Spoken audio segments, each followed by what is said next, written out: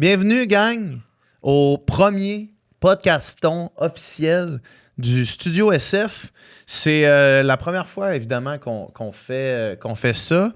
Et, tiens, on est en live, en différé, c'est bon. Il faut que je m'habitue à ça.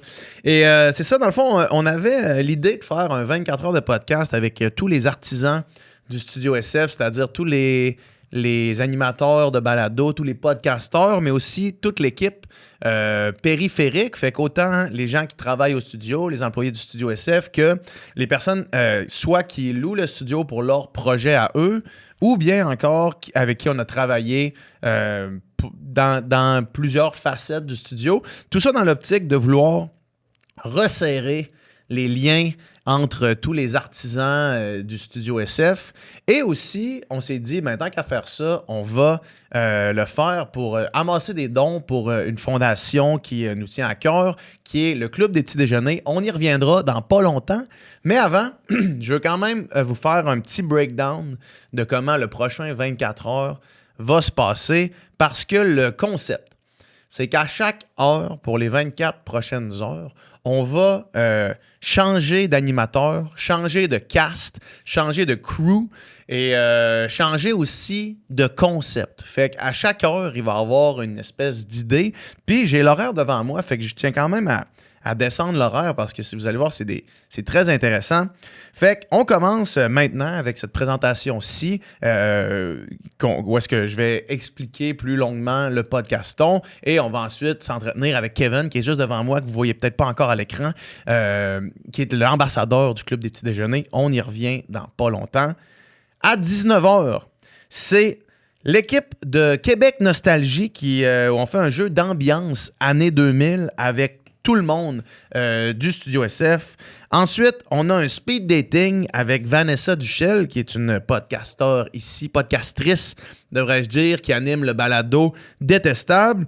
À 21h, on fait un téléjournal sport animé par notre boy Max, ici, Max Carabine, qui est employé du Studio SF, notre technicien extraordinaire, avec moi, Nicole et Sandrick, la voix du podcast On se connaît pas tant que ça.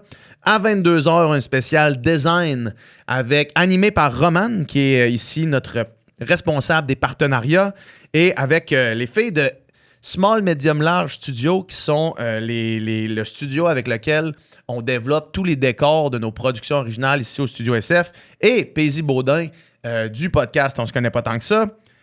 Spécial cinéma animé par Mathilde, notre gestionnaire du studio, à 23h avec Cédric, qui est monteur et tech ici au Studio SF, et Sandrick, encore une fois, du podcast On se connaît pas tant que ça. À minuit, Paisy, Sandrick et Simon-Pierre, qui est notre tech ici, extraordinaire, font un spécial mode.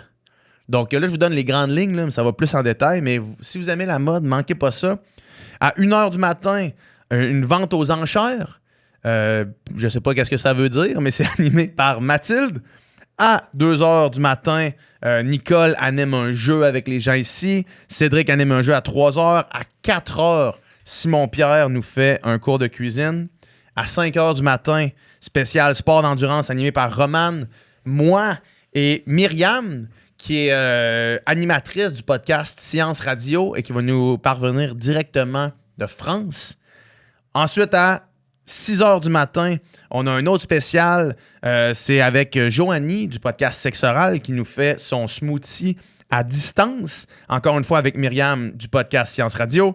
À 7h, Judith Fetzer du podcast Un café avec Judith fait un épisode du Un café avec Judith avec moi et Nicole en parlant du Studio SF. À 8h, le même concept, mais avec Julia de Camarade qui s'occupe des réseaux sociaux de plusieurs de nos projets. À 9h, j'y arrive.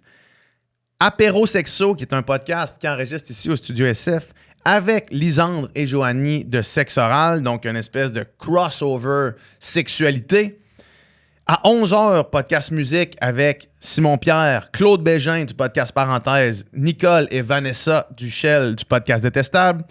Midi, on a un karaoke question avec Claude et Lisandre du podcast Parenthèse animé par Mathilde.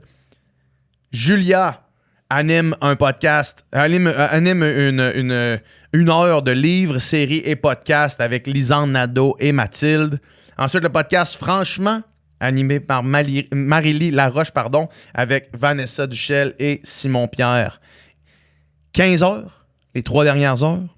Heure mystère avec Max Carabine qui nous réserve une heure mystère. Je ne sais pas exactement qu'est-ce que ça veut dire. Max nous le dira. 16 heures, je reviens pour faire une présentation et un unboxing de toutes les collations qu'on fait venir pour le prochain mois pour le Studio SF. Je suis un expert, un sommelier, certains disent, des collations, des snacks, des jujubes. Et finalement, on wrap up et on dévoile le montant amassé par vous pour le Club des petits déjeuners. Puis pendant que je suis là-dessus, le don. Pour faire un don pour le Club des petits déjeuners, le lien est dans la description du stream que vous écoutez en ce moment. Ou bien, vous pouvez texter CLUB, C-L-U-B, au numéro 20222. Fait que vous pouvez faire ça quand vous voulez. Et tout au long du 24 heures, on va aussi faire tirer plein de prix, plein d'affaires. Fait que bref, j'ai pris beaucoup trop de votre temps pour expliquer le concept, mais je pense que c'est important parce que ça va être plein d'affaires, super le fun. Vous allez trouver votre compte, c'est sûr. Donc, bienvenue à tout le monde qui est dans le stream. Bienvenue, je vais regarder là. Et c'est ça. Donc, pourquoi le Club des petits déjeuners? Moi, quand j'étais au secondaire, et Dom aussi, avec qui je suis allé au secondaire, qui est le fondateur du Studio SF. Mais d'abord, je vais adresser le fait que tu es là, comme ça on va se parler. Kevin, Sin. Oui. Bienvenue. Salut. Yes. Donc, tu es ambassadeur pour le Club des petits déjeuners. Exactement. Puis tu nous fais l'aimable passe à la palette de venir nous parler pendant ce podcaston-là. Fait que premièrement, merci beaucoup pour ça. Hey, merci à toi, puis je suis tellement content de lancer le podcast. J'étais comme, je suis au début, malade, c'est cool. C'est vraiment un beau concept, c'est une bonne idée pour examiner. Ouais, ben merci. J'espère que, tu sais, c'est la première fois, j'espère que ça va être le premier de plusieurs. Ben oui. Ouais. Fait que juste pour te mettre un peu en contexte sur pourquoi le Club des petits déjeuners, Dom et moi, quand on était au secondaire, on vient de familles quand même aisées et on faisait de la natation de compétition. Et la natation, ce qui se passe, c'est que souvent, on s'entraîne vraiment tôt le matin. Fait que, tu sais, des fois à 5 heures dans la piscine. Et pour aller dans le sport-études, il y avait une école qui avait le sport-études à Québec. C'était l'école Saint-Roch, au primaire. Puis après ça, l'école Cardinal-Roy au secondaire. Et, tu sais, c'est une école qui est dans le quartier, dans le coin le plus défavorisé de Québec, si on veut. Et nous, après nos entraînements, on n'avait pas le temps d'aller manger quelque part, on n'avait pas le temps de retourner chez nous. Fait qu'on allait au Club des petits déjeuners.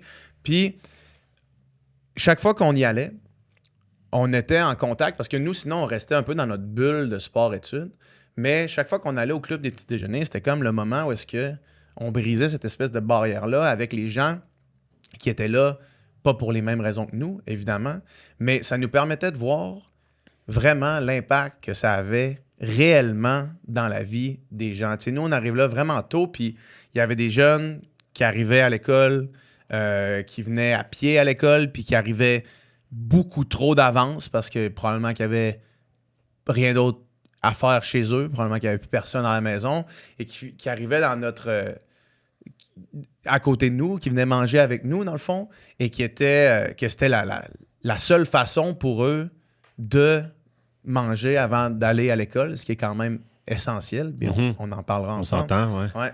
Donc, après avoir été exposé pendant tout mon secondaire à ça, puis avoir moi-même bénéficié du Club des petits déjeuners, je me suis dit, à toutes les fois où est-ce que... Parce que à quel point j'ai ressenti à quel point c'était nécessaire et essentiel. Je me suis dit, à toutes les fois où est-ce que je vais pouvoir redonner. Premièrement, pendant que je le faisais, pendant que j'étais là, c'était avec des dons, pas quotidiens, mais mensuels. Tu sais, à toutes les fois où est-ce qu'on avait l'occasion, ma famille, de donner au Club des petits déjeuners. Mais après ça, c'était de me dire, à toutes les fois où est-ce que je vais avoir l'occasion de lever des fonds, ça va être pour le Club des petits déjeuners. Puis depuis, c'est ça que j'ai fait.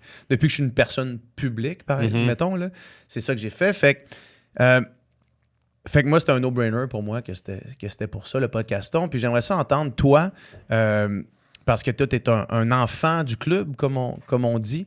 J'aimerais ça entendre ton histoire un peu, puis ta relation avec ça. Premièrement, je suis content. Je veux juste faire... je veux reprendre la balle au bon sur ce que tu dis. Parce que c'est intéressant, ça, parce que souvent, les gens pensent que c'est juste les gens qui viennent de milieux plus défavorisés qui ont accès au club. Mais c'est pas vrai.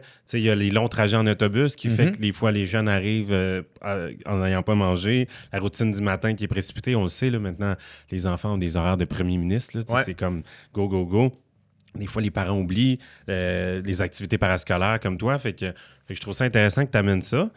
Deuxièmement, c'est pas moi qui engage, mais il me semble que tu serais un bon ambassadeur pour le club des petits déjeuners. Just saying. Écoute, je pense que la beauté du club des petits déjeuners, c'est que tout le monde qui le côtoie ou qui a recours devient ambassadeur par la suite. Je pense que c'est un peu comme ça que... Tu sais, moi, il n'y a pas un moment dans ma vie où est-ce que je pourrais ne tourner mon dos à cette fondation-là, à ce service-là qui a tellement été essentiel et qui l'est pour tellement de jeunes. Fait que je pense que tout le monde qui a recours devient un ambassadeur en soi. Oui, c'est vrai, c'est bien dit. Moi, c'est drôle parce que les deux, on a grandi à Québec. Ouais. D'ailleurs, parenthèse, grandir à Québec et s'appeler Kevin. Je partais vraiment avec 2 strikes dans la vie. Ouais, on se comprendra, j'avais rien pour moi. Mais j'avais la chance d'aller dans une école qui était abonnée à un programme du Club des petits déjeuners qui s'appelait Chanoine-Côté à l'époque. Je sais pas si tu as connu ça. C'était à Vanier. Non. Aujourd'hui, c'est les Jeunes du Monde. J'ai une de mes meilleures amies, d'ailleurs, qui travaille là aujourd'hui.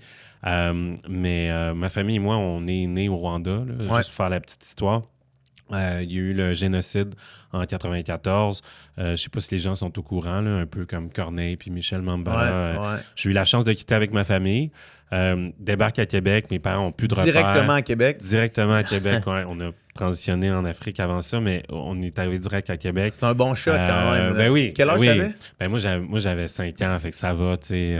Je veux dire, comparé à mes parents, là, mes parents, tu sais, nouveau repère, nouvelle société, tu n'as pas de code. Ils ont laissé leur maison derrière, leurs photos, leurs souvenirs, leurs vêtements, tu sais. Les histoires de familles d'immigrants, c'est tellement... on dirait que c'est incompréhensible pour notre... Ben, je vais parler pour moi, pour mon esprit québécois, là, tu sais, où est-ce que moi, je suis né ici, puis ça n'a jamais été...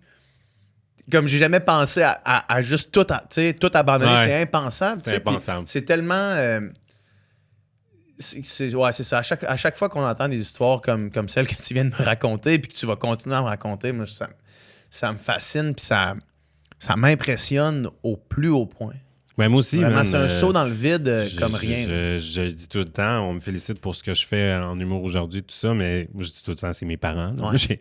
Moi, je veux dire, je suis arrivé à 5 ans. Oui, j'ai eu un choc, oui, tout ça, mais rien comparé à eux. Là, fait qu'eux, c'est des héros d'avoir réussi à reconstruire leur vie là, après avoir vu ce qu'ils ont vu aussi, puis les traumatismes. C'est ça aussi, il y a ça aussi. Là, ouais, c'est surtout ça. Bref, fait que je te dirais que le club, ça a été, mon Dieu, plus qu'une bouée de sauvetage là, dans notre histoire, dans ma vie, dans celle de ma soeur, celle de mon frère. Moi, quand je suis arrivé, je parlais juste anglais. Ouais. Aujourd'hui, c'est dur à croire. Là, je gagne ma vie avec le français, mais le club, ça a été... T'as aucun accent. Non, j'ai un vrai accent de Québec. Là. Ouais, c'est ça. Si tu fermes les yeux, là, tu t'imagines un gars avec une chemise avec des flammes. Là, un vrai Kevin. Un vrai de vrai. Mais moi, cette table-là, puis pareil comme toi, là, t'en parles, puis je vois les beaux souvenirs que t'as avec Doom. Ouais. Ça a été non seulement apprendre le français, mais mes premiers amis, mon premier rodage de spectacle d'humour, c'était mes premières petites blagues. Ouais. Fait que qu'il y a des bons souvenirs avec le club. Puis aujourd'hui, je suis tellement content de pouvoir venir t'en parler puis d'en parler aussi le plus souvent possible. Là. Ouais.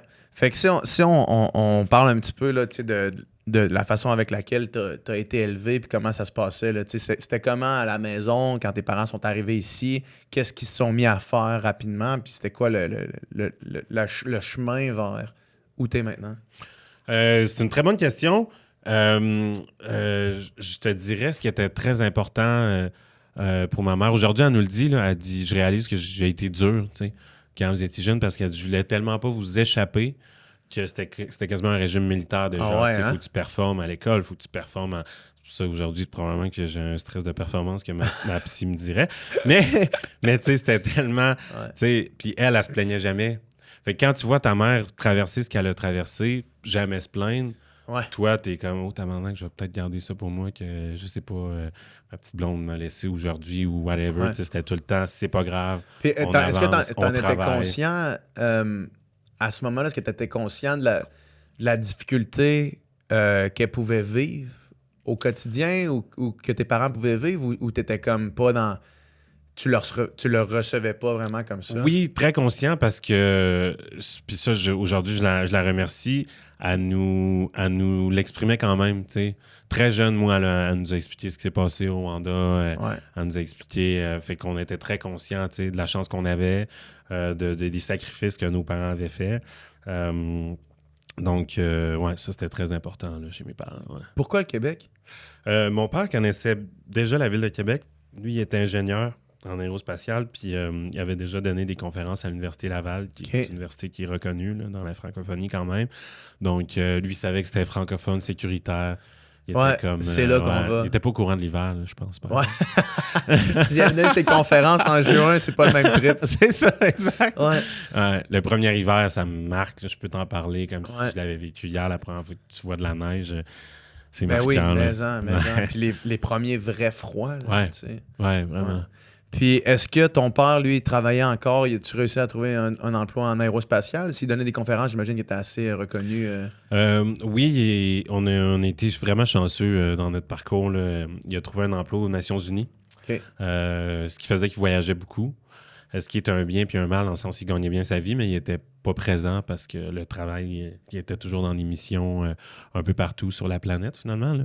Fait que ma mère s'est retrouvée à devoir... elle dit toujours qu'elle a joué le père, joué la mère, tu sais, pour nous élever. Fait que, j'ai grandi très proche de ma sœur puis de ma mère. Là, c'était ça. Toujours été autour de modèles féminins. Puis aujourd'hui, c'est drôle parce que, selon moi, les perles du Club des petits déjeuners, c'est Jannick Aubin-Bergeron, les autres, les bénévoles. C'est tellement toutes des femmes fortes. D'ailleurs, les gens au club... c'est vraiment un peu comme toi, c'est pour la vie, là, dans le sens où même quand tu travailles là, je pense que ça fait tout minimum 15 ans qu'ils sont là. Là puis la cause, ils veulent pas la laisser tomber. Puis ils voient les impacts positifs. Là, OK, puis après, avant de tomber dans le club en tant que tel, puis les statistiques, puis l'importance de la cause, de la cause, comment est-ce que ça s'articulait, toi, tes matins? T'sais, comment est-ce que ça se passait, puis pourquoi est-ce que c'était le club de petit déjeuner qui était la solution pour toi? C'était-tu parce que ta mère avait pas le temps? C'était-tu parce que c'était une question d'argent? C'était quoi l'enjeu? Ben, ce qu'il faut, là, je retombe dans la poutine du club, là, mais ce qu'il faut savoir, c'est important. Là, c'est que quand le club ouvre un programme dans une école, c'est pas les pauvres d'un bord puis ceux qui ont de l'argent de l'autre bord. Le programme est là pour tous les enfants. Fait que pour nous, c'était un no-brainer quand... Tu vois, on est arrivé avec ma famille en 97, puis le club a été fondé en 94. Fait que j'ai vraiment eu accès à un des premiers programmes. Là. Dans quelle école? Ça s'appelait Chanoine Côté. Ah oui, c'est ça que tu disais. Ça a changé de nom, Les Jeunes du Monde. À Québec. À Vanier, c'est Québec. Ça. Exactement.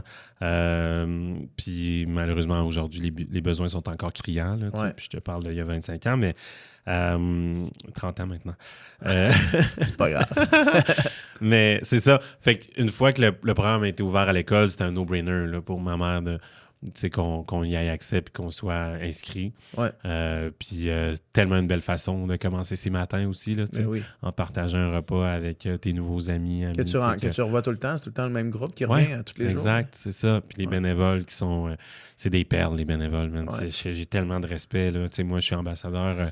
Je parle dans des événements, tout ça, mais eux autres servent les déjeuners tous les matins. Tôt le matin, ils se lèvent, ils ont un sourire. Je suis allé servir un programme dans une école de Beauport il y a environ 2-3 mois. Puis j'ai rencontré Claude, un des bénévoles, qui est là depuis, encore une fois, 25 ans, je pense. Puis j'étais comme, aïe, man, t'es un héros. Un héros, tu sais, que les gens vont pas connaître, là. Mais un héros dans la vraie vie, tant qu'à moi, c'est ça, tu sais. Mais oui, mais ça.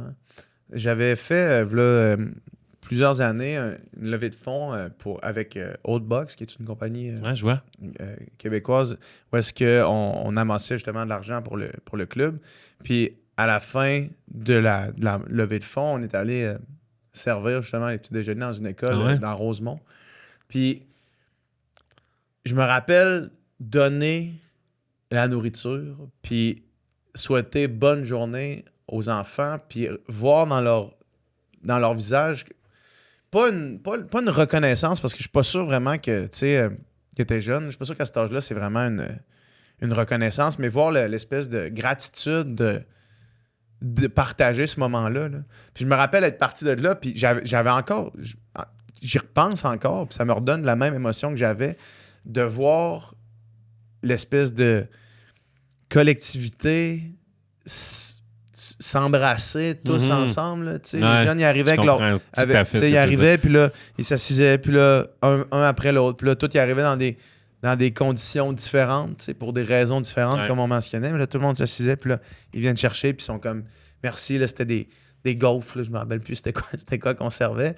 Mais, puis moi, de sentir qu'en faisant ça, ben, le don de soi, même si ça je veux dire, je dis pas ça en étant super égocentrique, là, mais comme il y a quelque chose de vraiment le fun à savoir que ce que tu fais a un impact. Fait que des bénévoles comme ça qui vivent ça pendant plusieurs années, comme tu dis, là, des dizaines d'années, là, qui font ça, je peux comprendre comment tu sens que tu as un rôle important là, à jouer. Là, puis pourquoi tu veux continuer à te dédier à ça. Là. Exact. Ouais, puis j'encourage les gens à le faire. Comme tu dis, au final, tu le fais un peu pour toi. Là. C'est un peu ça que tu dis. Tu pars de là, tu te sens tellement rempli. Tu te sens... Tu sens que tu as aidé aussi concrètement. Exact. Tu sais, c'est facile maintenant de comme rester un peu...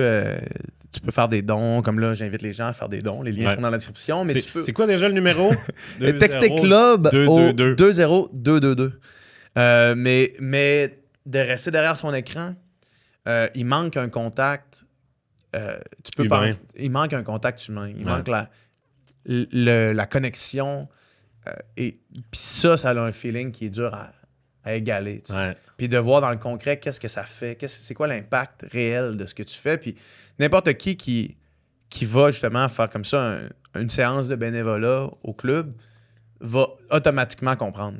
Parce qu'en ce moment, on le voit beaucoup passer. Là, je sais que ça a été un peu le cheval de bataille de Gabriel Nadeau-Dubois là, dans les derniers temps, puis de Québec solidaire plus largement, comme les enfants qui ont faim. Là, ça a été vraiment super mis de l'avant dernièrement. Et ça peut rester juste des chiffres. Là, tu me nommais des chiffres qui sont faramineux, là, des chiffres d'utilisateurs du club.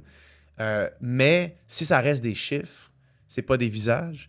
Puis des visages, ça prend une autre connotation complètement dans notre intellect puis dans la façon avec laquelle on perçoit un enjeu. Là. Si ça devient une personne réelle, des personnes réelles, des vies pour vrai sur lesquelles tu as un impact. Pour vrai, là. Vrai. Je comprends tout à fait ce que tu veux dire. Tu sais, la différence qu'un enfant mange ou non un matin, c'est toute la différence. C'est toute la différence. Essaye d'apprendre le ventre vide. Là. Impossible. Oublie ça, là. Je suis comme... Moi-même, là, être assis 1 heure, 2 heures, écouter quelqu'un parler, je suis un adulte, j'ai de la difficulté, à rester assis sans concentrer tout ça. Imagine le ventre vide en plus. C'est fou, C'est impensable. C'est impensable. Puis c'est fâchant même qu'en 2025, ça soit encore possible qu'au Québec, il y ait presque 180 000 enfants en ce moment que vous allez nous aider à rejoindre, qui sont...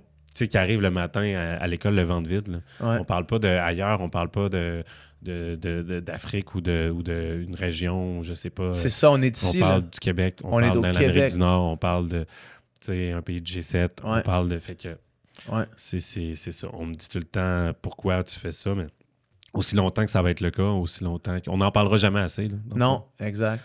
Fait que tu disais, il y a 197 000 jeunes qui mangent au club des petits déjeuners? 87 000. 87 000, OK. 87 000 dans 500 programmes. Ouais. C'est énorme. Oui, vraiment. C'est fou. Vraiment. On peut être fiers. Là. Là, on peut parler du négatif, mais c'est malade de voir qu'est-ce qui se fait tous les jours. Et 180 000 enfants à rejoindre encore.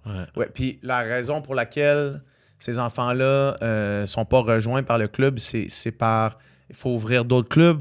C'est quoi le chemin vers ces enfants? C'est que quand le programme, quand le club ouvre un programme dans une école, ils veulent être sûrs de pouvoir le maintenir. Ouais. Parce que la pire affaire qui peut arriver, c'est qu'on ouvrir un puis de le fermer. Fait que pour ça, il faut des sous. Hein? Ouais. C'est ça la vie. Là. On a le tournoi de golf bientôt, du club des petits déjeuners. Puis c'est une autre initiative qu'on a, mais c'est avec des trucs comme ça, justement, qu'on est capable de lever assez d'argent pour ouvrir des nouveaux programmes. Ouais. En ce moment, il y a une liste d'attente, dans le fond. Une liste d'écoles, dans le fond, qui attendent Exactement, d'arriver. Qui le demandent. Ouais. Fait que c'est ça. Puis, peut-être qu'on veut pas nécessairement tomber dans la poutine trop concrète, là, mais combien ça coûte ouvrir un club dans une école? On a-tu ces statistiques-là? Mon Dieu, ça, je peux pas te le dire. Exactement. Je veux pas te lancer en avant. Je veux pas te lancer devant le bus. Je veux pas dire n'importe quoi. Ouais. 543 et 20. Non, mais c'est parce que c'est quand même important, justement, parce qu'il faut que tu prennes l'engagement, comme tu dis, de rester ouvert. Là. Ouais, tu peux pas commencer à fermer ton club des petits déjeuners. Mais non, exactement. Ouais. Puis, comment est-ce que tu dirais qu'après ça, le club a réussi à te développer comme personne ou a participé tu parlais tantôt un petit peu de tes premiers rodages, tes premières jokes, c'était dans ce contexte-là? Oui, vraiment, parce que, tu sais, retournons dans le contexte, là. Petit gars de 5 ans, j'ai toujours aimé les autres, j'ai toujours été sociable, j'aime faire des amis. Meilleur moyen de se faire des amis, c'est de faire des blagues, c'est ça. Fait que c'était tellement important pour moi dès le matin de faire rire les autres. Puis je le voyais qu'il y en a. Nous, malgré la situation, on avait quand même. On avait des parents qui étaient présents, on avait de l'amour, tout ça. Il y en avait que tu le vois là, dans le visage d'un enfant, même quand tu comprends pas, parce que tu es jeune. Tout de suite. Exact. Ouais. Fait qu'il y en a, moi, dans ce temps-là, je voulais les faire rire, ceux que tu voyais que c'était plus rough. Là, c'était un quartier qui était pas facile. Fait que c'est ça, moi, dès le matin, c'était de faire rire les élèves. Après ça, dans la classe, c'était de faire rire les profs. Ouais. Une fois que je voyais que c'était relativement facile de faire rire les élèves, là, j'étais comme, OK, le défi, c'est de faire craquer la prof. Quand j'avais rire, je savais qu'une adulte ne devait pas rire dans mes blagues. J'étais comme... Ça en est une bonne. C'est ça, exact. C'est bon. Ça veut dire, j'ai réussi mon objectif. Fait que, ça, c'est tellement un bon feeling, faire rire le prof. Ah oui. C'est que tu te dis, OK, là, celle-là était bonne pour vrai. C'est ça. Celle-là, c'était pas juste un petit goof là, avec un prop gag. Là. Celle-là était bonne. Exact. Ouais, qui avait un discernement. Là. Puis... Je veux juste faire une mini parenthèse sur ce que tu disais, que ça se voit dans le visage d'un enfant. Mm-hmm. C'est vrai que ça se voit dans le visage d'un enfant. Hein. Puis quand je parlais que j'étais allé servir des petits déjeuners, il y en avait que c'était leurs parents qui venaient les porter, puis c'est comme bonne journée à l'école. Puis il y en avait d'autres que tu sais que c'est pas ça. Puis toi, en plus, tu m'as dit que c'était au secondaire? Oui, c'était au secondaire. Fait qu'en plus, tu avais l'âge t'avais le discernement de comprendre. Moi, oui, au secondaire, mais quand je suis allé servir des petits déjeuners après à Rosemont, quand je disais tantôt... OK, tu parles de récemment. Tu le vois tout de suite, puis c'est comme ça. Des fois, ça arrache le cœur. Ouais, vraiment. On voudrait tellement les prendre, les aider, puis tout faire pour eux. Là. Ouais. Moi, en plus, j'arrive dans une classe d'école, je peux arrêter de faire semblant, je suis un adulte, là, tout de suite à leur niveau. Là, fait qu'on niaise, puis ils pensent que je suis leur meilleur ami tout de suite. Là. Fait que oui, tu pars de là, puis tu as une petite crotte de faire « Ah, Colin ». Mais oui, justement, d'autant plus l'importance du club, là, parce que ça te crée un sentiment d'appartenance, une communauté, l'engagement envers l'école. Là, quand tu as le club, au moins, si c'est plus tough à la maison, mais là... Ça te fait avoir envie de t'y rendre. Là, ça te donne envie de te lever le matin puis de commencer ta journée, puis peut-être un exutoire de ta maison. Là. C'est ça. Quand tu sais que tu as des gaufres servis par le beau PH. Ah, ben là, c'est trippant. Fait que non, vraiment. Puis tu sais, sur l'humeur aussi, évidemment, sur l'écoute, sur l'apprentissage, c'est malade. Là. Ouais. Je veux revenir sur ta carrière après l'école, quand tu réalises que tu es drôle, puis que là, tu es au secondaire. Qu'est-ce que tu fais par la suite? Ben, écoute, moi, tu sais... Encore une fois, remettons-nous dans le contexte, là, des parents qui ont tout sacrifié pour être capables de nous amener ici. Fait que disons que leur dire que je voulais être humoriste, c'est pas vraiment... non, je comprends ça. C'est vraiment ce qu'ils voulaient entendre. Fait que moi, j'avais quand même de la facilité à l'école. Fait que j'ai été un peu brainwash par mes parents puis par les profs d'aller en droit. Ah ouais, ouais. Fait que moi, ça a été toujours ça depuis, je pense, secondaire 1 jusqu'au cégep. Tu vas aller en droit. Ouais, je vais être avocat. Mes amis d'enfance s'en rappellent. Moi, c'était comme, il n'y avait même pas d'hésitation. Moi, je vais être avocat. Je suis arrivé au cégep, j'ai fait, hey, je veux pas faire ça de ma vie. T'es allé en sciences humaines pour faire mon droit par la suite. Puis, ouais. Fait que là, j'étais comme, qu'est-ce que je fais? Puis là, tu sais, moi, j'ai toujours été habité par les arts. J'étais jeune, la musique venait me chercher, que ce soit le théâtre, que ce soit l'humour, le cinéma. Fait que j'ai dit à mes parents, je vais aller étudier en communication.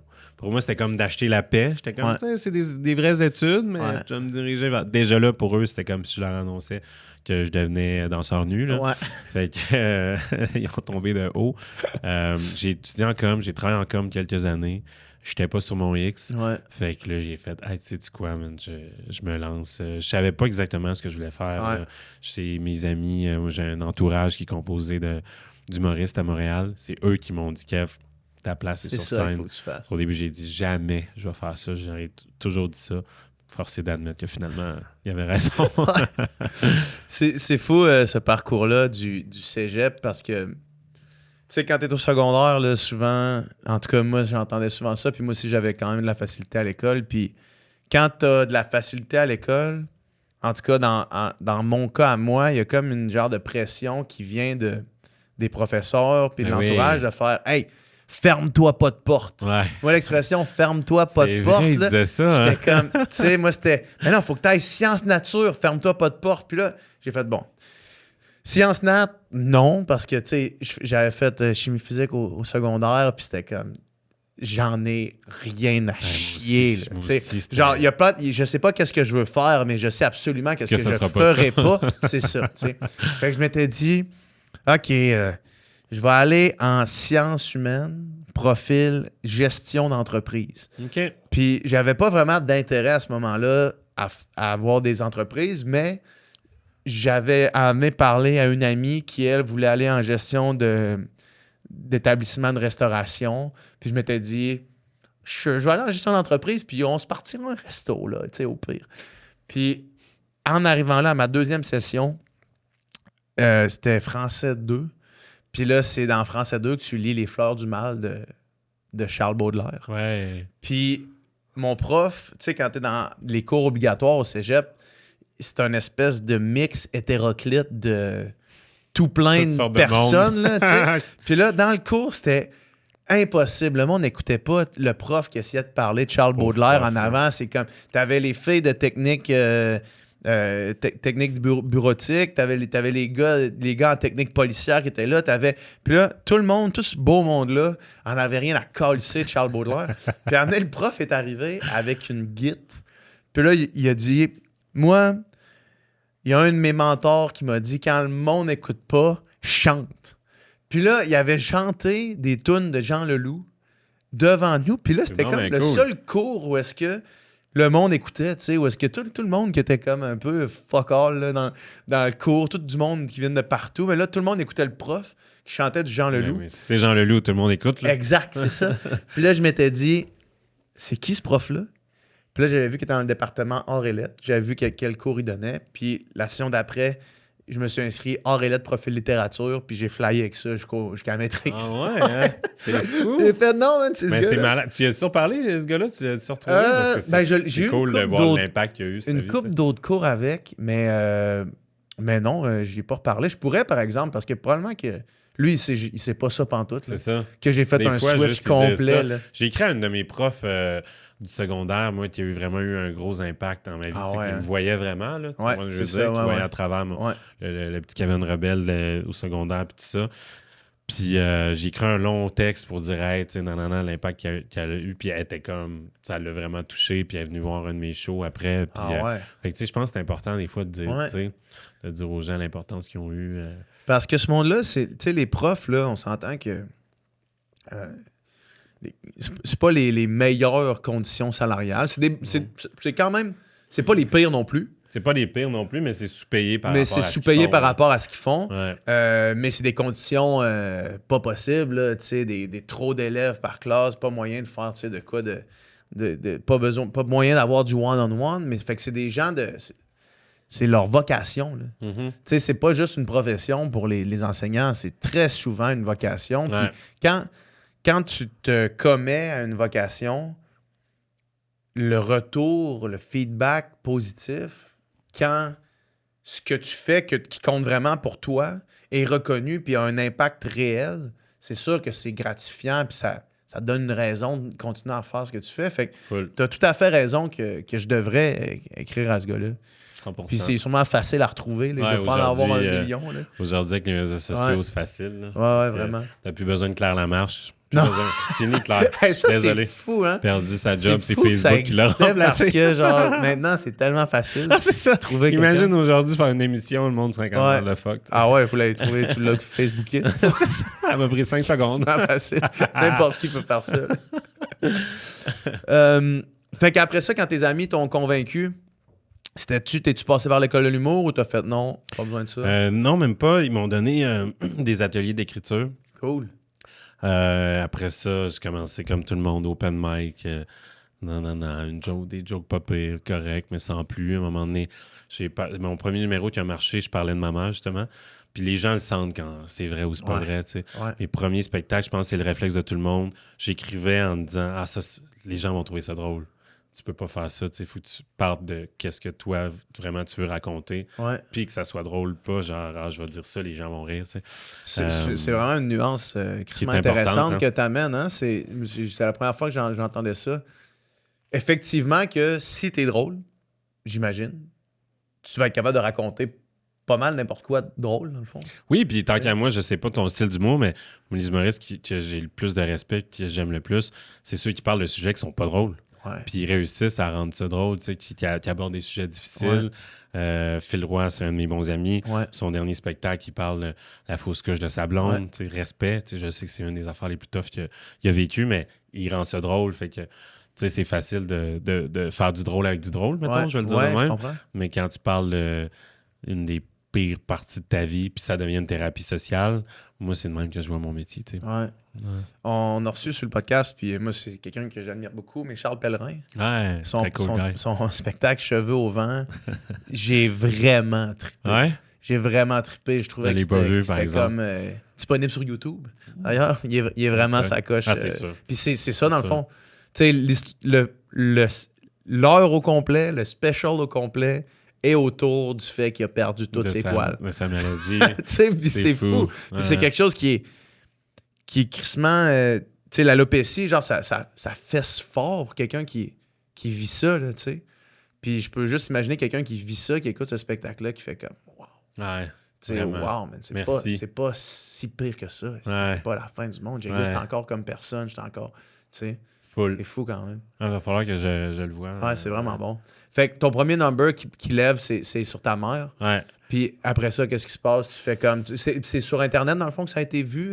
Non, c'était dans une soirée d'humour. OK. Soirée de rodage. Mais OK, fait que quand tu dis ça lève, c'est que tu le sens. Tu le sens dans le moment où tu fais genre... Les gens, j'étais comme, ouais. Tabarnak, OK, il vient ça de se passer quelque chose. Bon feeling, je m'en rappelé toute ma vie. Ah ouais, hein? Je m'en rappelé toute ma vie. Je suis sorti de là, j'ai appelé mon ex, ma copine de l'époque, j'ai appelé mes amis humoristes, j'ai fait « Ah, c'est malade! Ah ouais. C'était la première fois que tu le faisais? Ouais, c'est la première fois que je le faisais, ouais. Je commençais en disant que j'étais un quota de diversité sur la soirée. Okay. Je suis parti avec ça, puis après ça, je racontais de grandir avec une mère africaine. Fait que ouais, puis après ça, là, c'est là que je me suis dit, je me lance là-dedans à temps plein. C'est ce soir-là que j'ai pris cette décision-là. Puis tu vois, man, ça fait pas longtemps, ça va faire à peine 3 ans. Fait que ça a été vite après, là, à partir de ce moment-là. Là, Tu regrettes pas ta carrière d'avocat? Ah non! Non, puis c'est drôle, la vie fait qu'il y a j'ai beaucoup d'avocats dans mon entourage. J'ai beaucoup d'amis qui sont en droit, dont deux bons amis qui ont une firme qui viennent de lancer ensemble. Fait que ça me fait rire parce que je suis comme, à quelque part, j'ai peut-être des affinités avec ce type de personnalité, je sais pas. Mais non. Des gens très cartésiens. Ils me parlent de leur journée, de leur semaine. Là. J'ai un côté quand même très, très rationnel dirigé, mais le gros de moi, c'est le classique artiste, un peu rêveur, perdu. Là. C'est quoi un cours? Tu disais que tu faisais des ateliers d'écriture. C'est quoi un atelier d'écriture? Moi, je connais les ateliers d'écriture qu'on faisait en création littéraire. Là, à l'université, on faisait ça. Où est-ce que ça prenait plusieurs formes. Puis ce que j'en ai retenu essentiellement, c'est que le plus tu te mets de contraintes, le mieux c'est pour la créativité. Puis du moins, c'était comme ça que moi, je fonctionnais. Parce que quand il n'y avait pas de contraintes, t'avais comme rien qui te forçait à faire des choix créatifs. Fait que t'essayais de raconter une histoire avec un canevas complètement vide. Tandis que si tu donnes une contrainte en disant « OK, là, il faut que ce soit raconté au-dessus, à la deuxième personne du singulier. » Mais là, ton histoire qu'il faut que tu racontes au-dessus, si tu veux raconter ton histoire avec ta mère, ben t'es obligé de le raconter comme si tu parlais à quelqu'un qui voulait raconter cette histoire-là. Fait que là, ça te force à prendre des choix créatifs. Moi, du moins, c'est comme ça que j'ai retenu. C'est principalement ce que j'ai retenu d'un bac complet en création littéraire. Là. Mais ça ressemble à quoi des ateliers d'écriture? C'est vraiment intéressant ce que tu dis là, parce qu'ultimement, ça veut dire que tu pourrais écrire de l'humour, parce que finalement, tu sais, quand tu es un auteur, là, dans le sens où c'est juste une façon d'écrire particulière, mais tu comprends ce que je veux dire? Ouais. Bref, fait que tout ça pour dire, tu as plusieurs méthodes. Tu as la méthode d'écrire le sujet dont tu veux parler, puis après ça, prendre un angle. Je prends l'angle de quelqu'un qui adore ça. Comment, qu'est-ce qui me sort?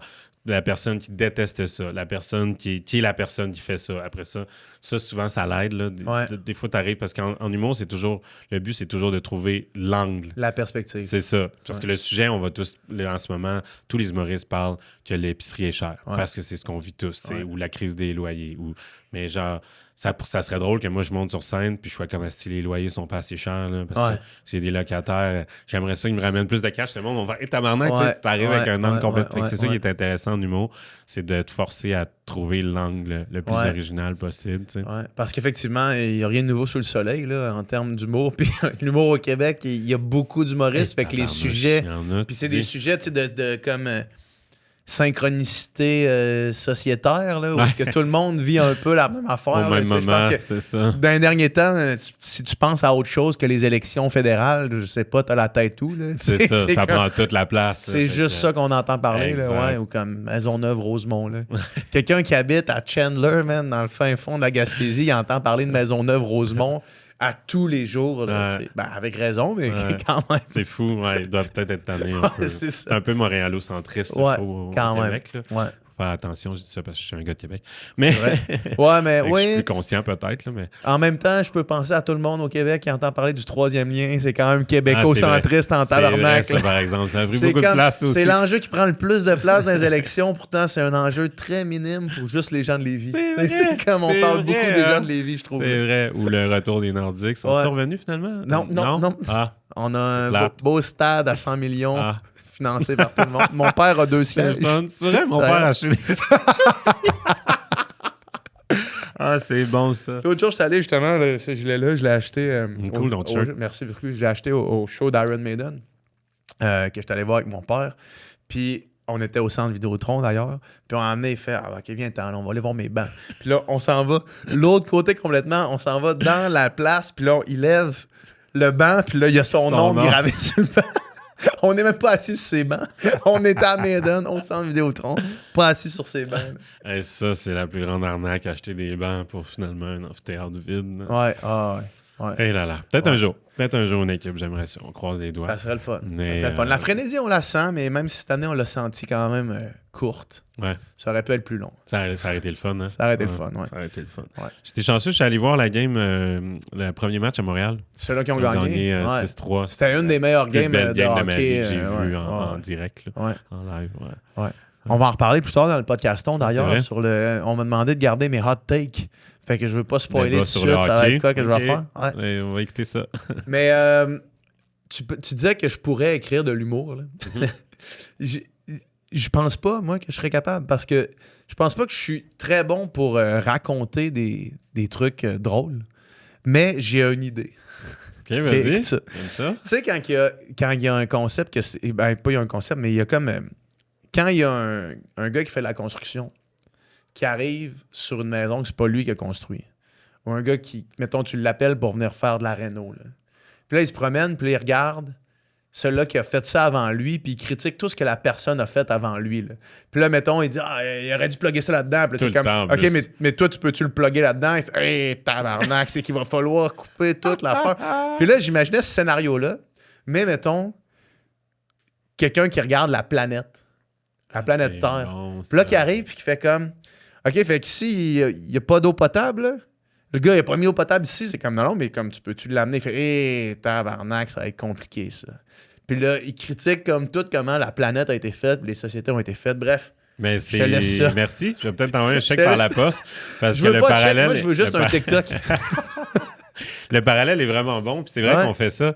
Puis c'est la même chose à l'échelle de la ville. Ben, c'est ça. Tout le monde a les meilleures idées que Valérie Plante. Ah ouais, vas-y. On va voir que ça donne. Il y a des comptes partout. Il a fait ça tout croche. Il y a des comptes partout. OK, exact. Ben là, qu'est-ce que tu veux faire? Tu veux-tu comme... non, mais c'est parce que s'il faut creuser là, il faut comme défaire tout le carré. OK. Fait qu'elle, finalement, c'est pas si pire que ça. Là. Ah, non. Mais on est... Surtout au Québec, on est des bons gérants d'estrade. Là. On pense que... Tout le monde pense qu'il pourrait être le Martin Saint-Louis. Tout le monde pense ça.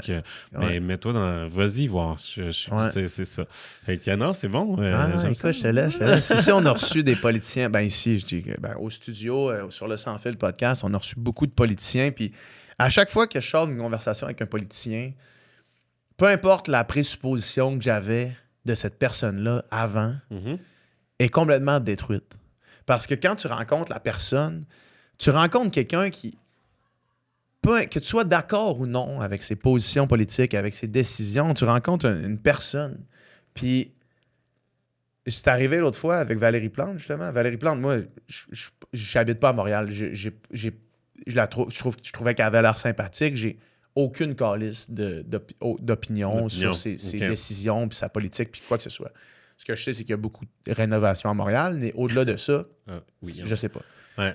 Fait en la rencontrant, c'est comme si une femme avec de la drive, qui a l'air super gentille, qui a l'air remplie de convictions, qui veut pousser ses convictions au maximum, puis qui a dit qu'elle allait faire quelque chose et qu'elle fait, même si c'est pas populaire, même si c'est comme transformer Saint-Denis avec 2 voies cyclables, c'est ça qu'elle a dit qu'elle allait faire, puis là, elle le fait, puis même toute la marde qu'elle mange pour le faire. Bref, je sors de là, je fais comme thumbs up, man, quelle cool fille, quelle cool femme, en fait, quelle femme inspirante. Puis là, j'arrive dans un souper plus tard cette soirée-là, puis je dis, hey, j'ai rencontré Valérie Plante. Puis là, la personne avec qui je dis ça fait comme, elle, tabarnak, je suis pas capable. Je fais comme, ah. C'est drôle parce que moi, je l'ai rencontrée, c'était avant midi, puis elle était bien correcte, là, tu sais. Puis probablement qu'il la rencontrerait, il aurait la même réaction que toi, il ferait pas, hey, toi, ma tabarnak, c'est comme, tu discuterais, puis là, elle ferait valoir ses points, tu ferais valoir les tiens. Puis elle est capable de les défendre. C'est ça, exact. C'est ça, elle est très capable de défendre ses points. Fait que juste en la rencontrant, en brisant cette affaire-là, mais comme tu dis, on est bon gérant d'estrade. Vraiment, vraiment. C'est drôle, ça, il y a pas longtemps, j'aime bien la taverne Cobra à Montréal. Ceux qui savent. Shout-out taverne Cobra. Mon bord de quartier, je rentre là, ils me mettent ma toune direct. Mais l'autre fois, je suis au bar, il y a un gars à côté de moi, puis je parle à un ami de l'autre côté, fait que je regarde pas, tu sais, puis là, je m'en reviens. Puis c'était Paul Saint-Pierre Plamondon. Ah ouais? Ouais. Puis finalement, on a passé la soirée à jaser, puis des shooters jaser, puis j'étais comme, quelle personne vraie, quelle personne... Puis on n'a peut-être pas les mêmes opinions politiques, ou peut-être que oui, je ne veux pas m'embarquer là-dedans. mais juste la personne, puis pourquoi il fait ce qu'il fait. Puis tu sais, un peu comme tu dis, tu le rencontres, tu peux pas aimer ce gars-là. Tu sais. Puis, fait que très inspirant aussi. Fait que après ça, tu te dis, les opinions politiques, c'est d'un bord, puis peut-être que tu n'es pas d'accord avec les décisions, mais les gens qui s'embarquent en politique... je pense qu'on aime ça les haïr sans les connaître puis sans savoir. C'est le cycle naturel des choses. Qui j'écoutais qui parlait de ça? Ah oui, Lambert Drainville, maintenant qui fait du commentariat politique, du contenu. Puis lui, il disait, le taux d'approbation des politiciens est jamais aussi haut qu'au moment qu'ils se font élire. Puis à partir de là, c'est une pente descendante jusqu'à ce que tu quittes tes postes ou que tu. Ça fait du sens. Il lui donnait l'exemple de Justin Trudeau. Là. Justin Trudeau, quand il est arrivé là, en 2015, c'était genre la folie. C'était fou. Il était en une du magazine Times. Les jeunes avec des photos qui se prenaient. C'est genre la folie Justin. Là. J'avais oublié ça. C'était fou, le beau gars charismatique qui arrive, tout le monde l'aime, le sauveur. Puis là, 10 ans plus tard, 2 mandats et demi plus tard, c'est c'est le pire politicien de l'histoire, puis le monde le déteste, puis des madames qui se filment en disant « va chier », puis genre, il est en vacances, c'est comme ça, débile. C'est fou. Puis ce qui est drôle aussi, c'est la mémoire courte, tu sais. Ah oui. Dans quelques années, le monde va oublier, puis vont dire « Ah non, Justin, c'est un bon... Chris, c'est pas ça que tu disais. » Tu sais, c'est fou. Ben oui, quand Jean Charest a terminé son mandat ici, il était quasiment une disgrace, là, Jean Charest. Là. Puis là, maintenant, Jean Charest, il réapparaît dans la sphère publique, puis le monde fait comme « Oui, on l'invite à tout le monde en parle pour un spécial l'année 2004. » Puis là, Jean Charest, il est là. Puis genre, Jean Charest, quand il est parti, c'était comme traîner là dans le bout, puis genre, comme Game of Thrones, là, shame avec Jean Charest. Là, il est comme redevenu partie prenante du paysage politique, puis le monde est comme « OK, c'est Jean Charest. » C'est ça. Quelques années où se faire oublier, puis après, il revient, puis... Non, c'est fou. Puis, tu sais, Lambert, il l'a vécu, là, tu sais, avec son père, évidemment. Là, fait que c'est de quoi qu'il parle. Là, ouais. C'est fou, ça. Toi, la politique, on doit te le demander souvent. Ouais, moi, j'aimerais ça. La seule raison pourquoi je m'impliquerais en politique, je pense que ça va être... tu sais, je pense que j'aurais un plus gros impact politique de par mes plateformes, mais de devenir vraiment politisé. Puis la seule façon que ça arrive, puis ça risque d'arriver, si on se fie aux statistiques, c'est s'il y a un référendum qui est déclenché. Une campagne référendaire, moi, je deviendrais un pro-partisan du oui, puis j'essaierais de, le plus possible, faire valoir les aspects positifs de l'indépendance du Québec. Moi, c'est un peu mon projet de vie, l'indépendance du Québec. C'est vrai? Ouais. Puis ça te tente pas de te lancer là-dedans tout de suite? Mettons que j'appelle PSPP, là. Ah, il est venu ici sur le podcast. Ouais, il est venu. Il a essayé de te recruter? En tout cas, j'ai eu une couple de textos qui m'invitaient à des événements. Là. mais ouais, ça, c'est le truc qui me porte le plus. Puis je pense que, tu sais, moi, je dis ouvertement qu'il y a deux choses qui vont se passer. Soit la culture québécoise va disparaître, ou soit on va faire l'indépendance. Et tant que je suis vivant, mais la culture disparaît pas. Fait que soit je meurs ou on fait l'indépendance du Québec. Okay. Soit je meurs éventuellement, parce que la culture va mourir avec moi si la culture est pour mourir. Là, parce que tant que je suis vivant, la culture existe. Ah ouais, je comprends. À mon avis. Ouais.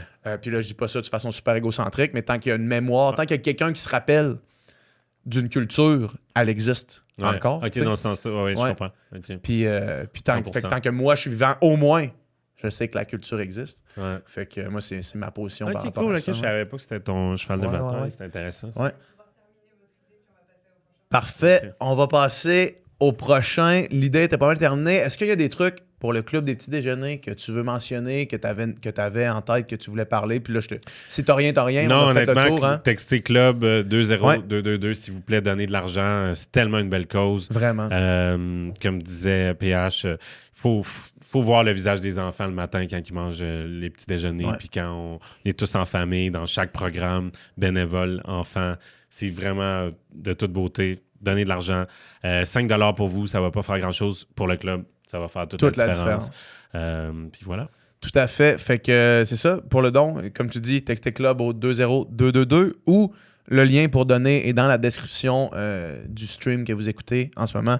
Merci beaucoup, man. C'était vraiment un plaisir. On se connaissait pas. Belle rencontre. C'est toujours une belle façon d'apprendre à se connaître sur un podcast. Quand c'est enregistré. Ouais. C'est drôle, on dirait qu'on est en date. Ouais, exact. Merci, man. Ah, Vanessa Racine qui dit « Jannick est incroyable ». Ah, Vanessa Racine, c'est ma belle collègue. Okay. Ouais, dans les communications, on a une belle gang. J'allais dire une belle gang de filles, mais on a un garçon en marketing, mais c'est beaucoup on a beaucoup de femmes dans l'équipe. Ouais. En philanthropie, il y a beaucoup de femmes aussi, mais ça devient de plus en plus mixte. Ouais. Vous êtes une équipe de combien? Nous, dans mon équipe, c'est pas mon équipe, là, dans l'équipe communication marketing, on est 15, si je me trompe pas. Là, Vicky, ma boss, elle doit m'écouter, elle va dire on est 16 ou 14. Ouais, mais ça inclut en fait les événements. Fait que les événements au profit de la cause, on a un tournoi de golf annuel, on a plusieurs événements. Ça inclut aussi tout ce qui est, on a plein de canaux, là, les réseaux sociaux, bien sûr, mais aussi les dons individuels, tout ce qui est les dons, les stratégies marketing, la publicité. Donc, c'est communication marketing très large. Puis, il faut dire que c'est une cause qui est nationale. Ouais. Donc, ça prend beaucoup de monde. Ouais, vraiment, on chôme pas, mais on est tous des patients. J'ai dit souvent, pendant le 24 heures, un enfant sur 3, en moyenne, au pays, arrive à l'école le ventre vide. Ouais. Cette statistique-là est est effrayante, là. Ouais, ça représente combien d'enfants? Ah, c'est énormément d'enfants. Je n'ai pas le chiffre, mais un enfant sur 3, il faut regarder combien d'enfants au pays. Là. C'est fou, mais là. c'est réel, ouais. Puis, tu sais, je veux dire, vous n'êtes pas sans savoir que l'inflation est partout, c'est en hausse, vraiment complètement. Donc, les besoins sont de plus en plus grands. Tu sais, on pouvait être dans une école il y a 3-4 ans, puis on nourrissait peut-être 60 enfants un matin, puis là, c'est peut-être le double ou le triple. Ouais. Il y a beaucoup de familles qui ont de la misère à rejoindre les deux bouts, là. Ouais, ça fait partie... on le voit ben fort oui, au c'est club ça, pour travailler exact. là-dedans. Ça nous frappe, tu sais, vraiment, complètement. Ouais, puis, tu sais, je parlais... J'ai fait 1 heure avec Kevin en début de... de podcast, mais là, j'imagine que c'est pas les mêmes mondes qui écoutent en ce moment. Fait que ça se peut qu'on dise un petit peu les mêmes infos, là. Complètement. Mais, fait que le club, en ce moment... C'est dans combien d'établissements? Il y a combien de clubs qui sont ouverts? Puis combien est-ce que ça dessert d'enfants? Oui, dans le fond, la cause est canadienne. Il y a beaucoup de gens, tu sais, à l'époque, dans le fond, on a eu 30 ans, là, la cause, là, cette année en novembre. Le Club des petits déjeuners du Québec, à l'époque, comme on le connaissait, c'est ça, on a commencé en 94. Puis en 2006, c'est devenu une cause nationale. Donc, on est partout, tous les territoires, toutes les provinces, là, partout au Québec aussi, dans vraiment, on est partout, là, en passant par la Gaspésie, à Salouit, avec les chiens de traîneau, là, vraiment, ça, c'est super impressionnant. Donc, ouais, au Québec, on est dans 500 programmes. Donc, ouais, plus de 80 000 enfants chaque matin qui déjeunent au club. C'est fou. Wow. Puis 3 000 programmes au Canada, donc plus de 500 000 enfants là, chaque matin qui déjeunent dans un programme à l'école. C'est fou. C'est 30 ans, moi, ça va faire 20 ans que j'utilisais, que j'allais au club des petits déjeuners, que je faisais partie du club des petits déjeuners dans l'école secondaire où est-ce que j'allais. C'est le temps passe quand même. Hein? Vraiment. C'est là qu'on voit, on vieillit. C'était le tout début, en fait. Ben, ça faisait 10 ans, là. C'était pas encore national, dans le fond, de ce que je comprends. Oui. À ton âge, j'avais combien de programmes? C'était juste au Québec? Ouais. Ouais, ça a vraiment pris énormément d'ampleur. Puis, tu sais, on est chanceux, on fait pas ça seul, hein, tu sais. Le club, c'est partout, mais il y a des partenaires communautaires partout aussi. T'sais, on travaille de près avec les communautés autochtones également. Puis, tu sais, avec les écoles, c'est vraiment des relations qu'on bâtit. C'est un projet de société, on aime dire. Tu sais, c'est collectif. Tout le monde, c'est le bien-être des enfants qu'on a à cœur collectivement. Là. Fait que, puis, ce que Kevin me disait, c'est qu'un des enjeux principaux pour le club, c'est que tu veux que quand tu ouvres un club, tu t'assures de pouvoir le garder ouvert. Ouais. Fait que ça, au niveau du financement, j'imagine que c'est un vrai défi parce qu'il faut comme que ça devient comme un peu exponentiel, là, la quantité d'argent que tu as besoin pour faire rouler ça, tu sais. Complètement. Tu sais, tout coûte plus cher aussi. Il faut faire plus avec moins. C'est le transport, l'essence, parce que, bon, les petits déjeuners, ça n'arrive pas par magie. Il faut les livrer. On livre par bateau, par train, par avion, tu sais, c'est partout. Est-ce que vous avez un centre de distribution? Oui, pour le Québec, c'est à Varennes. Okay. Oui, toute part de là, puis, vraiment. Est-ce que vous avez comme des genres de deals avec les, mettons, je sais pas, Ego qui fait les gaufres Ego, mettons? Est-ce que les autres, c'est comme vous dealez direct avec Ego? Est-ce que vous dealez avec les IGA puis les Loblaws? Oui, on a vraiment, tu sais, aussi on a à cœur tout ce qui est local, l'alimentation locale. Fait que je vais vous donner des exemples. Tu sais, je vais peut-être name-dropper des partenaires, mais tu sais, moi, je me souviens quand je suis entrée au club, tu sais, ça fait 15 ans que je suis là, je trouvais ça vraiment impressionnant. Tu sais, on travaille avec la fédération, tu sais, acéricole du Québec. Donc, on a vu du vrai sirop d'érable quand il y a un matin de crêpes. On travaille avec Pommes Qualité Québec, la Fédération des producteurs de pommes. Fait que oui, on peut dire ça, on a des deals, on a des ententes. Il y en a beaucoup qui font des dons. À un moment donné, la capacité de donner. Si moi, je nourris 500 enfants dans une école, l'année d'après, 1000, à un moment donné, ils ne peuvent pas suivre. Ça ne ferait pas de sens. Ça, donc, ce qu'on fait, c'est qu'on a des ententes. Il y a du don, mais il y a de l'achat. Fait qu'on se crée comme un pouvoir d'achat, le club. Vraiment, on a fait notre place, puis on arrive à avoir des super bons des grosses quantités quand même. Complètement, parce que c'est ça, tu comprends que c'est des énormes quantités. Donc, on crée vraiment des super partenariats qui sont pérennes, vraiment avec ces gens-là. Fait que oui, on deal directement avec ces gens-là. Puis, tu sais, d'autres qui se sont ajoutés au fil des années, tu sais, il y a Outbox, que tu connais bien, ils ont développé un produit spécifique pour les programmes. Donc, pour que ça cadre vraiment au niveau de la nutrition. Parce qu'il faut dire que tout ce qu'on sert, nous, tu sais, dans les programmes, on veut pas servir, j'allais dire n'importe quoi, là, mais c'est un peu ça, tu sais, on a des lignes directrices, on a un comité de nutrition, on veut nourrir les enfants, mais avec des aliments qui sont sains. Qui vont les garder pour la journée. Ben oui, tu sais, d'avoir l'énergie vraiment, qui vont donner une belle énergie, pas un boost, puis qu'après, ça redescend. Donc, tout ça est analysé par des professionnels, pas moi. Donc, ouais, tu sais, nos menus sont faits à ce que chaque matin, il y a vraiment les 3 catégories du groupe alimentaire, tu sais, du guide alimentaire canadien, en fait. Donc, chaque matin, les enfants, ils ont vraiment un petit déj complet, là, tu sais, un bon apport en protéines. Vraiment, là, ils commencent leur journée du bon pied, tu sais, avec... c'est ça, ils ont de l'énergie. Moi, je me rappelle... tu mangeais vraiment à ta faim. Il y avait comme pas de... Ah oui. Il y avait comme... d'un repas que t'as eu? Ben, moi c'était les... Tu sais, moi, j'étais un gars de crêpes. Ah ouais. Je te dirais que tout le monde, tous les enfants, c'est des matins de crêpes. Est-ce que t'as le choix? Hein? C'est pas un plateau. Ben, quand t'arrives, le déjeuner, c'est le même pour tout le monde. Oui, parce que ça ferait... C'est pas comme un restaurant. Dans le fond, c'est des menus en rotation. Tu sais, ils mangent pas c'est pas à chaque matin des rôtis ou chaque matin des céréales ou chaque matin des bagels. C'est en rotation. Donc, les menus, là, tout dépendamment du type de menu, il faut dire, il y a des écoles qui sont dans menu chaud, d'autres intermédiaires, d'autres froids parce qu'ils livrent en classe. Mais il y a quand même tous les groupes alimentaires. Je me rappelle que moi, il y avait toujours une option... Moi, il y avait une rotation que je pouvais pas... C'était les grilled cheese. Moi, le fromage, ça n'a toujours pas passé, tu sais. Oui. Mais quand c'était la journée grilled cheese, il y avait l'option toast, là. Ouais. C'est comme on a aussi des toasts avec du beurre de pinot comme tout le monde. Exactement. Fait que, c'est ça. C'est différent chaque jour, mais c'est pas comme moi, je vais te prendre un œuf tourné avec des fraises. Fait que c'est ça, oui, il y a un menu. C'est sûr que ça peut arriver qu'un enfant n'aime pas telle chose, mais on encourage à goûter, bien sûr. Oui, ça fait partie un petit peu de notre philosophie. Tu sais, les bénévoles qui sont là vont dire, t'es sûr, tu connais ça? Veux-tu goûter? Ils vont encourager. C'est sûr que là, on force pas les enfants, tu sais, puis... mais c'est sûr que oui, comme tu dis, le PH, tu sais, si on fait des grilled cheese, ben oui, il y a des rôtis, on va faire des rôtis, tu sais, ils sont là. Exact. Puis, tu sais, il va toujours avoir un yogourt ou, tu sais, ils vont pouvoir prendre autre chose, là, tu sais. Puis comment est-ce que ça marche, les bénévoles? Ouais. Tu sais, parce que, je veux dire, la force, tu sais, les dons vont pas à payer du staff, là. Tu sais, oui, ça prend une structure, équipe, puis une équipe qui est là, puis qui est impliquée à temps plein. Complètement. Tu sais, ça, c'est sûr et certain.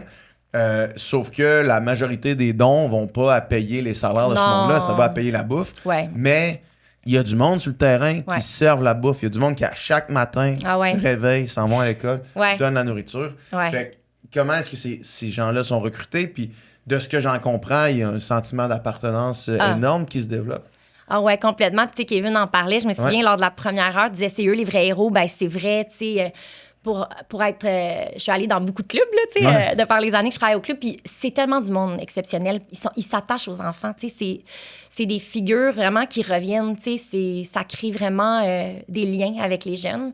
Puis ces gens-là, ils se lèvent tôt le matin, puis dans chaque programme, dans chaque club, il y a vraiment comme un responsable, on les appelle nos bénévoles en chef, parce que c'est eux vraiment qui vont s'assurer que les menus roulent, puis qu'ils ont assez de bénévoles, puis ils gèrent un peu leur petit restaurant, ils gèrent leur projet. C'est comme un projet école, dans le fond, à avoir un programme. Puis, ben oui, il faut plus qu'un bénévole. Tu sais, mettons que tu as 300 enfants un matin qui arrivent. Là, tout le temps, 3 madames Monsieur qui étaient Claude, là il n'est pas tout seul. Oui, c'est ça. Puis des fois, ben souvent...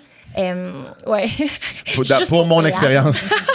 Ben souvent, tu sais, c'est dans l'école. Donc, les gens qui travaillent dans l'école, les profs ou des parents peut-être qui font du bénévolat déjà à la bibliothèque, tout ça, ben, ils vont être interpellés, ils vont dire « Ah, j'ai goût de m'engager, c'est le fun. » Fait qu'il va y avoir des gens de l'équipe école, carrément, qui vont dire « Hey, je vais aller faire une petite heure, moi, une fois par semaine, ça me fait plaisir. » Un prof de maths qui va aller manger avec ses élèves. On voit beaucoup ça. Sinon, il y a des bénévoles corpos. Nous, je donne un exemple pour ne pas les citer. On a Danone, nous, qui nous fournit des yogourts, un partenaire depuis plus de 20 ans au Club des petits déjeuners. Puis eux, ils ont des équipes qui viennent en rotation. Ils ont comme adopté un programme près de leur bureau, là, à Longueuil. Puis ils viennent en rotation. C'est du team building. Puis... Leur staff, dans le fond. Oui, exactement. Fait que des filles de communication, des gars d'ARH, c'est tout mixé. Puis ils viennent en rotation. Fait qu'ils soutiennent un programme à eux seuls. Ils arrivent à fournir des bénévoles. Fait que des bénévoles corporatifs. Sinon, ben il y a beaucoup de personnes âgées, puis aussi des gens retraités qui ont envie, tu sais, d'avoir un projet, de s'impliquer dans la communauté. Ils sont réveillés de toute façon à 5 heures. Ben c'est ça. Puis ils sont contents de venir. Puis c'est le fun. Tu sais, il y avait une dame, là, elle s'appelait Ginette. Je me souviens, à Saint-Hubert, je suis allée faire du bénévolat, puis elle m'avait dit, moi, là, ça me garde jeune, le Club des petits déjeuners, d'être avec les jeunes, ça me garde jeune, c'est eux ça me garde en vie, tu sais, vivante. Puis ça m'avait marqué. Puis c'est vrai, tu sais, j'entends souvent ça. Fait que c'est beau aussi de voir les générations ensemble. Et souvent, ce qui arrive, il y a même, j'ai vu souvent ça, des personnes âgées qui disent, ben moi, ma petite fille vient dans cette école-là, puis je veux m'impliquer dans son école. Puis aussi, on a des jeunes bénévoles. Ça, c'est cool. Le club encourage le bénévolat jeunesse, vraiment. Donc, souvent, quand il y a un programme, ben on dit, hey, y a-tu des jeunes qui ont le goût de s'impliquer? Puis on va les former. Dans l'école. Oui, fait qu'ils servent leurs amis, leurs pères. Ben, des fois, c'est des jeunes, hein. Tu serais surpris. J'ai déjà vu, là, une petite cocotte en première année à rouler en maudit, puis elle était bien fière d'elle. Ils développent vraiment un sentiment d'appartenance. Ils sont fiers, ils sont tellement fiers de. Ils sont comme des petites vedettes dans l'école. Ah, la Mathilde travaille au club des petits-déj. Oui, fait que je trouve que ça, c'est la beauté de la chose aussi. Tout le bénévolat jeunesse, l'engagement des jeunes, c'est quelque chose vraiment que dans notre vision, dans notre mission, qui est vraiment important là, depuis toujours. Fait que c'est un peu ça, les portraits de bénévoles. Oui, ben oui. Ouais. Quand je parlais à Kevin, tu sais, qui me disait que lui, son titre officiel, c'était ambassadeur du Club des petits déjeuners. Puis ce qu'on disait, c'est que tout le monde qui passe par le Club des petits déjeuners devient vraiment un bon ambassadeur pour le Club des petits déjeuners. Moi, je vais être un ambassadeur du Club des petits déjeuners toute ma vie. Exact. Puis aussi, tout le monde qui donne son temps, ne serait-ce que des fois, au Club des petits déjeuners, devient un ambassadeur du Club des petits déjeuners. Parce que pour avoir servi des petits déjeuners à un moment donné, puis voir le visage des jeunes, parce que il y a des gens dans ma situation, à moi, que c'était plus par facilité. Oui. Il y avait un club dans mon école, puis moi, je l'encourageais en payant mon inscription, puis en y allant, puis en participant, mais c'était pas par nécessité financière ou par quoi que ce soit, tu sais. C'était plus par facilité d'accès, puis comme... Mais quand tu donnes la nourriture à quelqu'un, que tu sais que si tu en donnes pas, il n'y en aurait pas, ça marque pour longtemps, puis ça fait... plus que de voir le logo du Club des petits déjeuners, puis d'entendre parler du club, d'entendre parler de comme des statistiques, puis des enfants qui mangent pas. Mais quand t'en as un en face, un vrai visage. Un vrai visage, un enfant que tu sais que lui, si c'était pas de ce que tu es en train de faire ou de ce que l'organisation un réel complète, besoin de base à combler, là. Ça met un visage sur une cause, puis ça fait qu'après ça, tu veux te réimpliquer parce que tu te dis que ça n'a pas de bon sens, tu sais. Ouais, je dis tout le temps ça, tu sais, la cause, c'est les histoires derrière, c'est les gens, tu sais, c'est le storytelling qui vient avec. Tu sais, moi, je travaille en contenu, fait que là, je plug mon storytelling, mais c'est ça, l'histoire, la beauté de la cause, c'est chaque petite histoire personnelle ou même, tu sais, de la collectivité aussi, tu sais, c'est ça qui fait la cause beaucoup plus qu'un logo, comme tu le dis. Puis c'est vrai, tu sais, la définition d'un ambassadeur, c'est très large, là, tu sais. C'est dès que tu parles de quelque chose, que tu es convaincu de quelque chose, que tu veux contaminer les autres avec ça. Fait que oui, toutes nos Claude puis nos Ginette, là, je parle de nos bénévoles, sont des ambassadeurs parce qu'ils en parlent. Ils vont prendre un café le matin avec leurs amis. « Hey, au club, il se passe ça. » Puis, tu sais, c'est du bouche à oreille, vraiment. Puis... le club a la chance d'avoir une belle notoriété depuis 30 ans, puis c'est grâce à tout l'écosystème, puis tous les gens qui sont vraiment au cœur de la mission, là, qui font rouler ça, là, des milliers de bénévoles chaque matin, puis complètement. Puis c'est quoi la suite des choses, la vision pour le Club des petits déjeuners? C'est une bonne question. Parce que il y a encore visiblement y a beaucoup à faire. Grand besoin, beaucoup à faire, beaucoup d'investissements. Ça nécessite encore une fois de l'investissement financier, de la récolte de dons, mais aussi une planification pour justement bien le faire, bien le planifier. Fait que c'est quoi la vision à court, moyen terme et à long terme du Club des petits déjeuners? Oui, bien déjà... excuse-moi, il y a la suite de ma question qui m'est apparue dans ma tête pendant que je parlais. Parce que la solution à le tiers des enfants au Canada qui mangent pas le matin, la vraie solution est probablement une solution gouvernementale qui va faire qu'il n'y a pas ça qui arrive. Puis là, ça passe par 1 million d'affaires. Oui, il y a l'intervention directe de justement financer des organismes comme le Club des petits déjeuners, mais il y a aussi la solution beaucoup plus macro de redonner de l'argent au monde, puis avoir un meilleur soutien de la classe sociale plus basse pour être capable d'éviter que ça arrive, tu sais.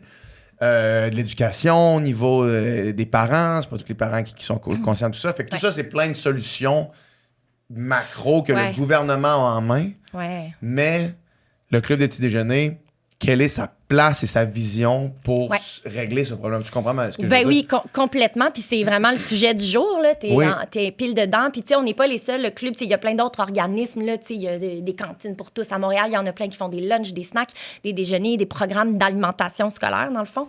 Puis on est tout un écosystème. Puis on travaille de plus en plus ensemble. Il faut vraiment...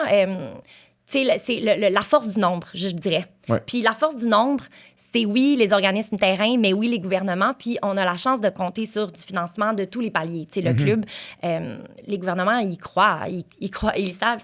Nourrir un enfant, c'est nourrir l'avenir. C'est les gens qui vont prendre soin de nous. C'est le futur. Exactement. C'est sûr qu'il y a un impact qui est là, qui est concret. Je pense que tout le monde le sait, puis le voit, on le voit. Tu sais, on voit les impacts, puis que ça peut donner à long terme. Nous, notre vision au club, on a vraiment une vision d'universalité, pardon. Ouais. C'est-à-dire que, comme vous savez, je pense que Kevin en a parlé, quand on ouvre un programme, nous, dans une école, c'est ouvert à tous. Ouais. On ne pointe pas personne du doigt. On ne veut pas savoir la raison. Le petit Nathan, il vient parce que XY. Non. Nathan, il a faim ce matin.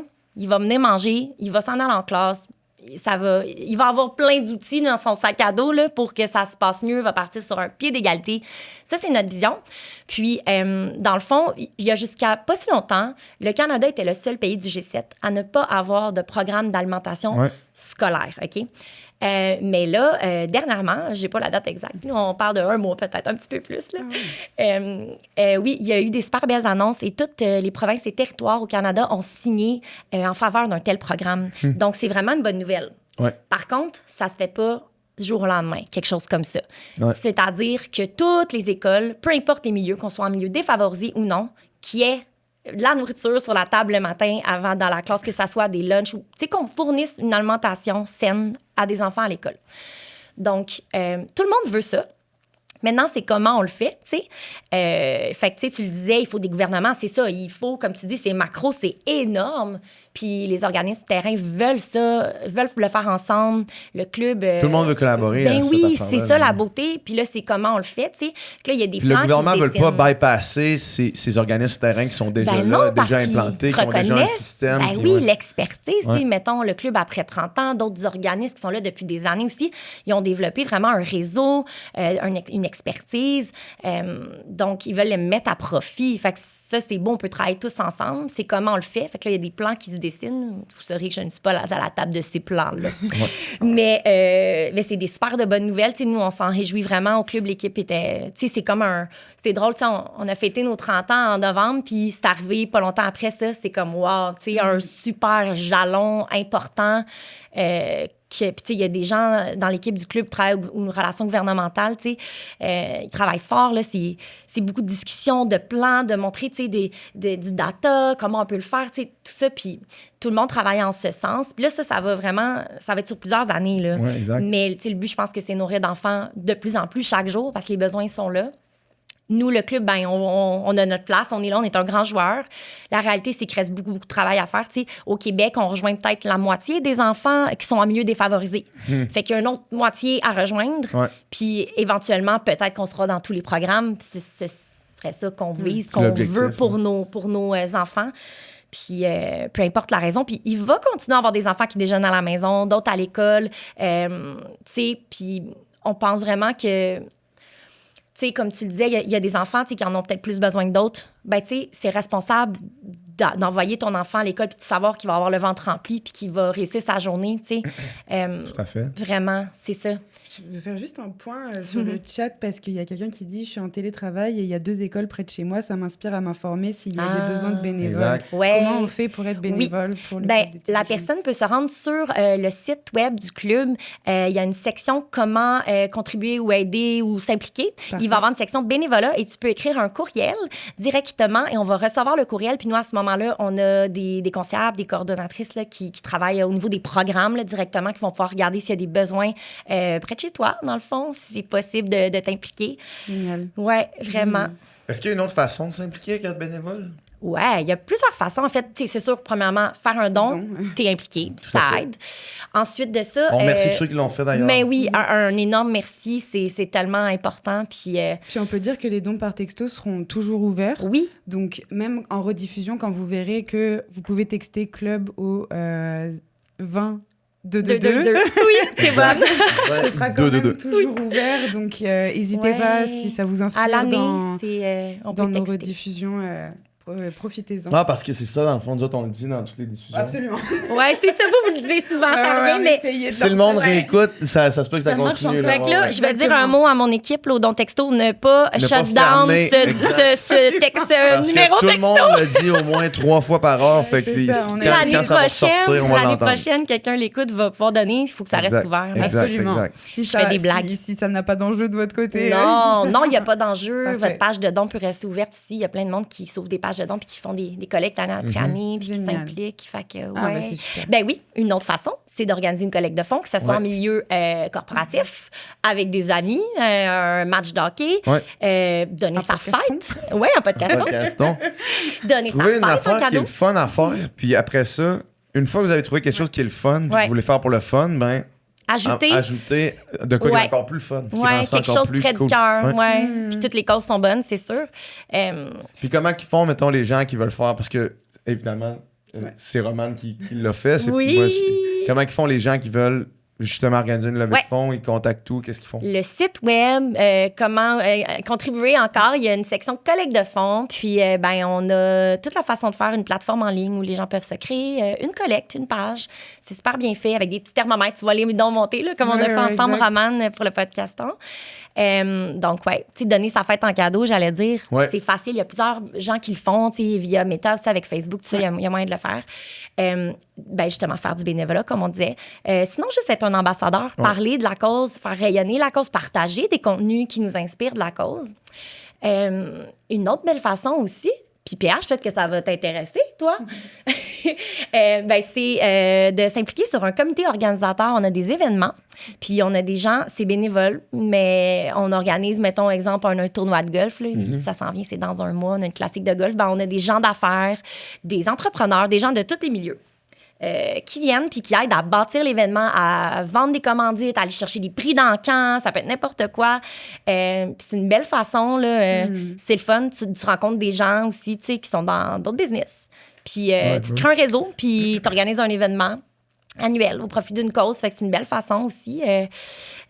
Vraiment, on a des beaux comités, c'est le fun. Fait qu'il y a plein de façons. Mais pour l'inside un peu du podcaston, une fois que PH a eu l'idée, nous, ça fait des mois et des mois qu'on cherche une façon de collaborer. Oui, je sais, on se parlait déjà. On se parle depuis des semaines. Avant même l'idée du podcaston. J'avais eu le hint que tu étais un enfant du club, comme on dit. Puis là, c'est ma collègue Hermanie que je salue. Allô, Hermanie? Absolument. Aux relations publiques et gouvernementales qui m'a dit « Hey, on les contacte, on essaie-tu de faire un podcast? » Tu sais, on parlait même de peut-être créer éventuellement un podcast. C'est sûr, c'est peut-être plus niché, la philanthropie ou, tu sais... D'après moi, il y a de l'espace pour mais ça. Oui, exactement. Puis on se disait, crime, on aimerait ça, le rencontrer, PH. Puis là, j'ai su que tu avais fait du bénévolat. Fait que, justement, on se disait, quel ambassadeur, c'est le fun, tu sais.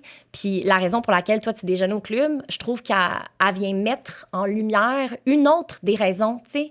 Des fois, il y a des misconceptions, pourquoi je le dis en anglais? Voyons, trouvez-moi un mot en français. des préconçus. Comment ça te fatigue pour trouver des mots? Moi, j'ai dormi pourtant. Ma fille m'a réveillée tôt, là, mais...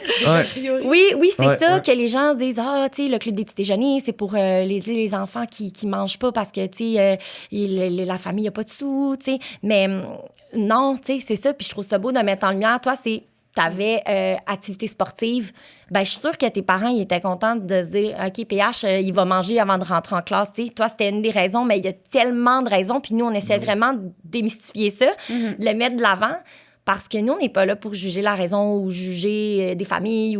Nous, on est là pour les enfants, pour les nourrir. C'est vraiment ça, c'est pour les enfants. Fait que, Absolument. Très cool.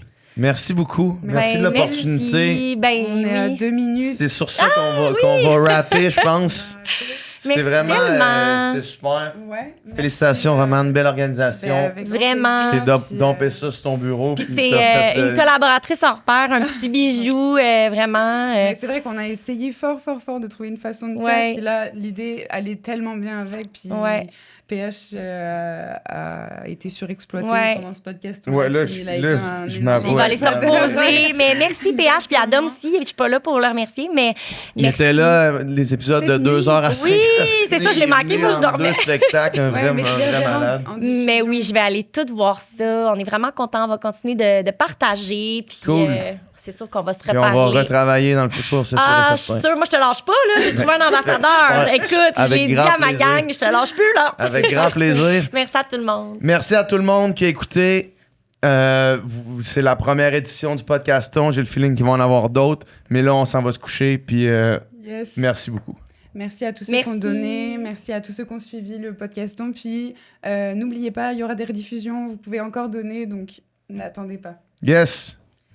Bonne nuit. C'est un wrap.